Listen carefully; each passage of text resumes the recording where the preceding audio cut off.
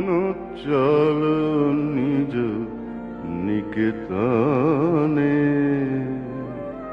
সংসার বিদেশে বিদেশির বেশে, ভ্রম কেন অকারণে, মনো চল নিজ নিকেতনে।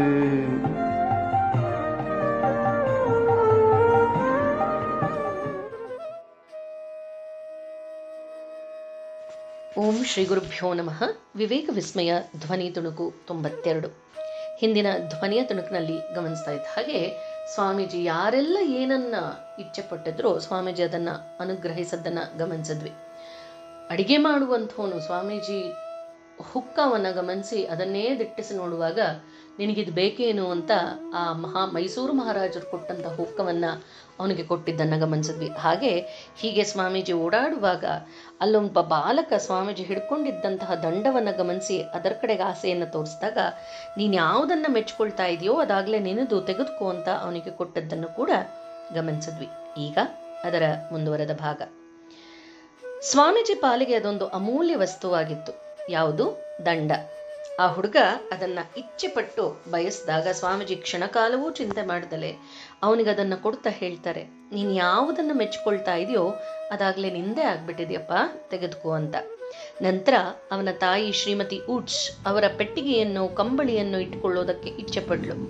ಅದನ್ನೂ ಕೂಡ ಅವರು ತಕ್ಷಣ ಕೊಟ್ಟುಬಿಟ್ರು. ಮುಂದೆ ತಮ್ಮ ಕೊನೆಯ ದಿನಗಳಲ್ಲೊಮ್ಮೆ ಅವರು ಕೆಲವು ಯುವಕರೊಂದಿಗೆ ತುಂಬಾ ಸಲಿಗೆಯಿಂದ ಮಾತನಾಡ್ತಾ ಇದ್ರು.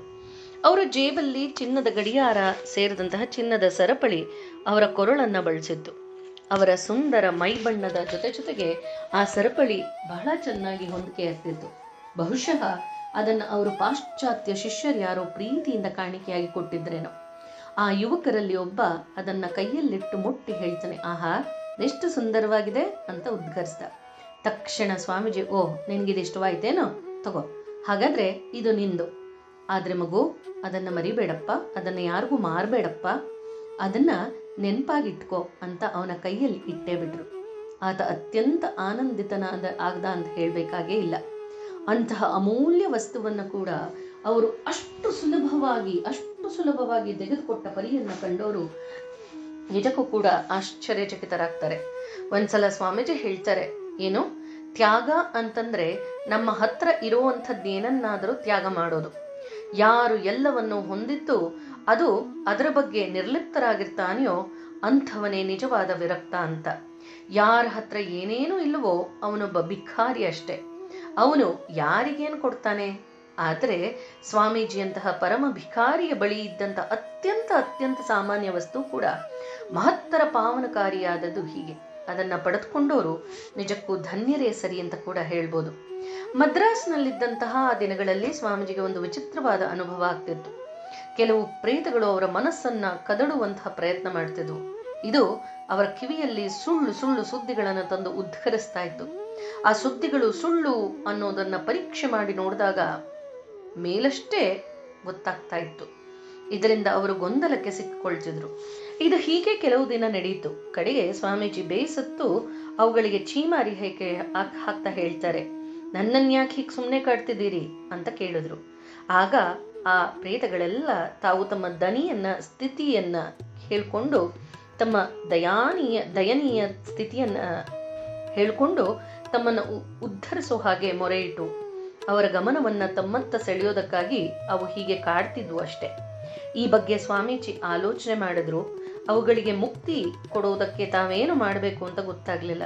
ನಂತರ ಒಂದು ದಿನ ಸಮುದ್ರದ ತೀರಕ್ಕೆ ಹೋಗಿ ಕೈಗೆ ಒಂದು ಹಿಡಿ ಮರಳನ್ನು ತೆಗೆದುಕೊಂಡು ಧಾನ್ಯಗಳ ಬದಲಾಗಿ ಈ ಮರಳನ್ನೇ ಅರ್ಪಣೆ ಮಾಡಿ ಆ ಪ್ರೇತಗಳಿಗೆ ಬಿಡುಗಡೆಯಾಗಿ ಹೃತ್ಪೂರ್ವಕವಾಗಿ ಪ್ರಾರ್ಥನೆ ಮಾಡಿಕೊಂಡ್ರು.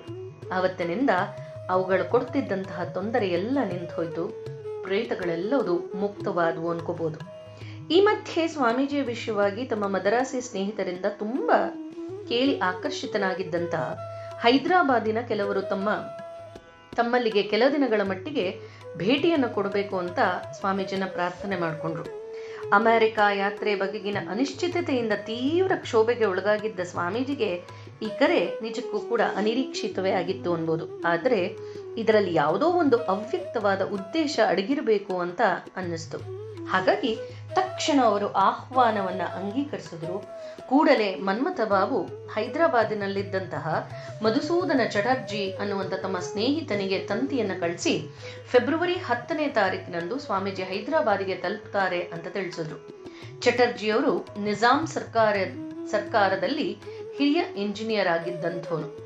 ಇವರ ನೇತೃತ್ವದಲ್ಲಿ 9ನೇ ತಾರೀಕಿನ ಹಾಗೆ ಹೈದರಾಬಾದ್ ಹಾಗೆ ಸಿಕಂದ್ರಾಬಾದಿನ ಪ್ರಮುಖ ನಾಗರಿಕರ ಸಭೆಯೆಂದು ಸೇರ್ತು ಸ್ವಾಮೀಜಿಗೆ ಉಚಿತ ಸ್ವಾಗತವನ್ನ ಕೊಡೋದರ ಮೂಲಕ ಬರಮಾಡಿಕೊಳ್ಳೋದಕ್ಕೆ ಎಲ್ಲರೂ ನಿಶ್ಚಯ ಮಾಡಿದ್ದಾರೆ. ಮಾರನೇ ದಿನ ಸ್ವಾಮೀಜಿ ಹೈದರಾಬಾದಿನ ರೈಲು ನಿಲ್ದಾಣದಲ್ಲಿ ಬಂದು ಇಳಿತಾರೆ. ಅವ್ರಿಗೊಂದು ದೊಡ್ಡ ಆಶ್ಚರ್ಯ ಕಾದಿದೆ. ಏನದು? ಸುಮಾರು 500 ಜನ ಸ್ವಾಮೀಜಿಯನ್ನ ಸ್ವಾಗತ ಮಾಡೋದಕ್ಕೆ ರೈಲ್ವೆ ಸ್ಟೇಷನ್ನಿಗೆ ಬಂದನ್ನು ಎಲ್ಲರೂ ನೆರೆದು ಬಿಟ್ಟಿದ್ದಾರೆ. ಇದರಲ್ಲಿ ನಿಜಾಮರ ದರ್ಬಾರಿನ ಪ್ರಮುಖ ಅಧಿಕಾರಿಗಳು, ಪಂಡಿತರು, ವಕೀಲರು, ಶ್ರೀಮಂತರು, ವರ್ತಕರು ಹಾಗೆ ಇತರ ಗಣ್ಯರೆಲ್ಲರೂ ಕೂಡ ಸೇರಿದ್ರು. ಅಷ್ಟೇ ಅಲ್ಲದೆ ಸ್ವಾಮೀಜಿಯ ಅತಿಥೇಯರಾಗಿದ್ದಂತಹ ಮಧುಸೂದನ ಚಟರ್ಜಿ ಅವರೂ ಕೂಡ, ಅವರ ಪುತ್ರ ಕಾಳೀಚರಣ ಚಟರ್ಜಿ ಅವರು ಕೂಡ ಅಲ್ಲಿ ಹಾಜರಾಗಿದ್ರು.